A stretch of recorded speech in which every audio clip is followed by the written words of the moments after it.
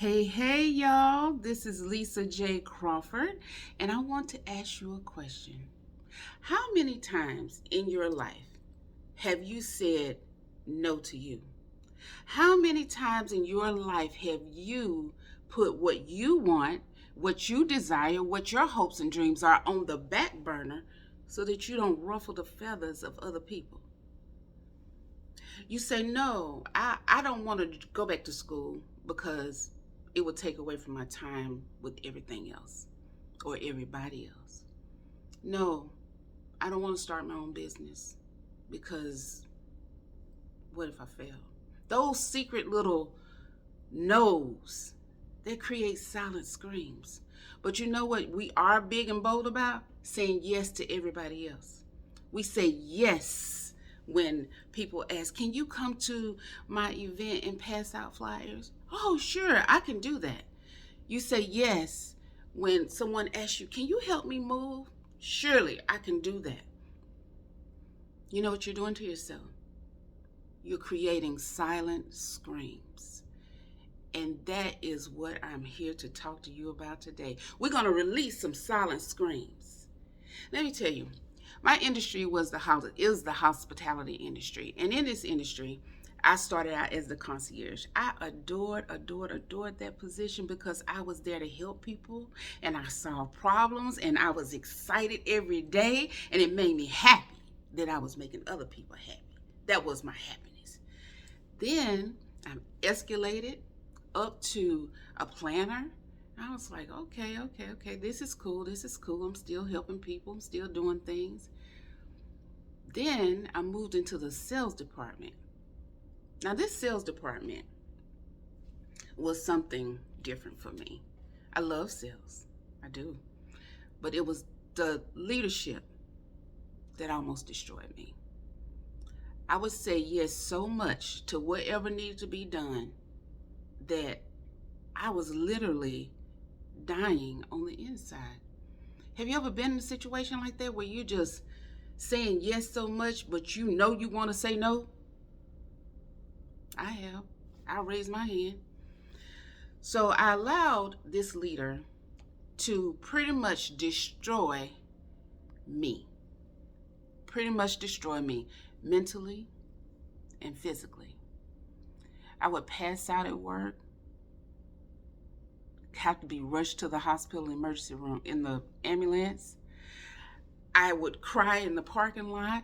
I could not get it together. But the thing is, I'm going to take responsibility for this for real quick. I allowed that to happen. I allowed that behavior to happen to me because I didn't have boundaries. I didn't have a lot of self-love either because I allowed that to continue on for years. So, in the midst of all of that, I had met a woman in 2004. This is pre that. 2004. I said, what are you doing here? She said, well, I'm a task force. I said, how do you become task force? She said, well, you perfect yourself in some part of the hospitality industry and then you just apply to different hotels and things like that. And if they need help, then they'll send for you. They'll pay for your room. They'll pay for your flights. It's really a good job if you don't have a family. Well, at that time, I have a family. My kids they were growing up, but they were still my kids, and we were still under the same roof. So I took that in my pocket. I kept growing in the sales department in spite of it all the sickness, all the tiredness, all of the frustration. I kept moving, and I ended up being a platinum sales manager. In spite of the fact that this leader told me I would never be a good sales manager. So after that, I lost my job. They let me go. They absolutely let me go. I said, that's fine. That's fine. That's good. I took that time. I finished writing a book. In the midst of that, finished the book, had the book signing, no job, still working off of severance and unemployment. I lost my house. I lost my car. Got evicted with the sheriff. Do you hear me?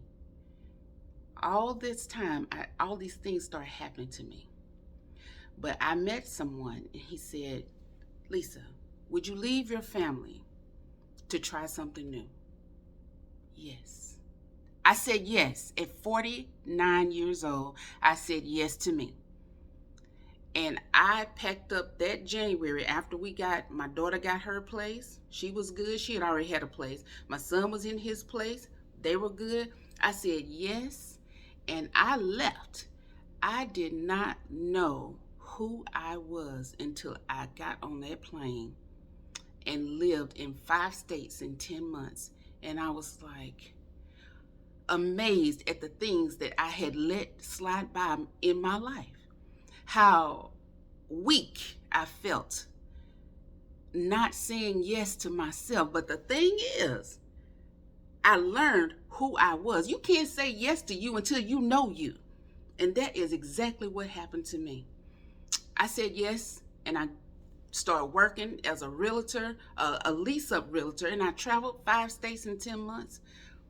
Then in 2018, guess what I became? Task force. I applied to a company. I've been on the road ever since, working in hotels, doing what I love, being around employees and helping them understand that they can say yes to their life. You can love your job. You can love what you do. You can do all these things, but you got to know who you are. And somebody needs to pour into you that you are worthy to have things that you want to have, and they not be based on what other people's thoughts, opinions, and ideas are about you. Trust me. Say yes to you. Say no to some other things. Yes is a complete sentence. Because when you say no to you, my friend, you live in a state of silent screams.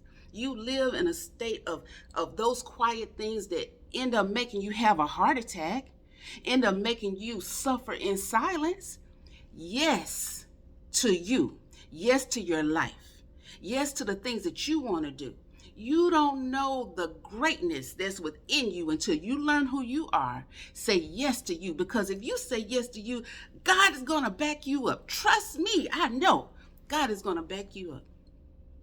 He is the one to bring your dreams and your thoughts all together. Now, I love you.